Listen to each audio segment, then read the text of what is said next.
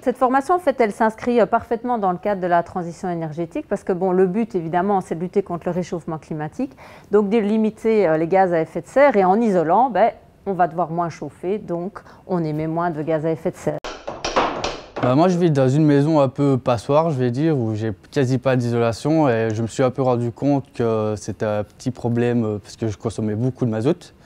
Et j'ai reçu le papier du Forum justement pour avoir suivi la formation qui m'a poussé à venir ici. Et je trouve mes bonnes marques ici en fait. Bien souvent maintenant les patrons ils essayent d'avoir quelqu'un qui a de l'expérience. Je pense que déjà rien que suivre une formation au Forum c'est déjà un bon plus pour le patron, quoi.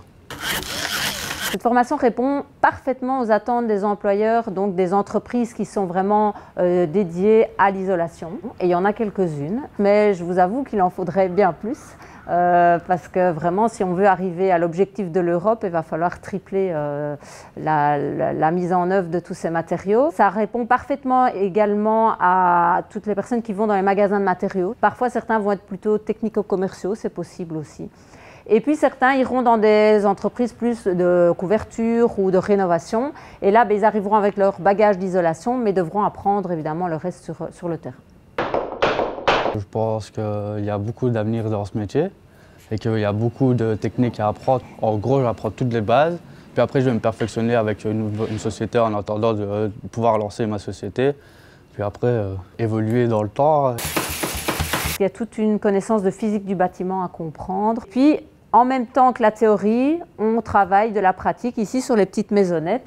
Ils vont chaque fois isoler par l'intérieur, par l'extérieur, faire l'étanchéité à l'air. Et au bout d'un exercice assez complexe, on termine toujours par faire le blower door test. Donc c'est un test d'étanchéité à l'air pour voir si l'étanchéité à l'air est bonne.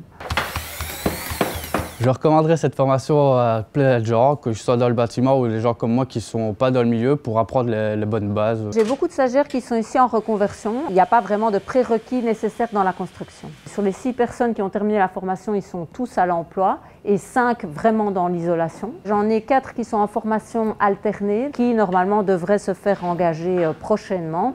Et puis 6 ici qui sont en formation, qui sont en stage. Et il y en a déjà 2 ou 3 sur les 6 qui ont plus ou moins une promesse d'emploi. Donc voilà, on est quand même, je dirais, sur un 80% pour le moment, tant qu'on a des entreprises pour les engager.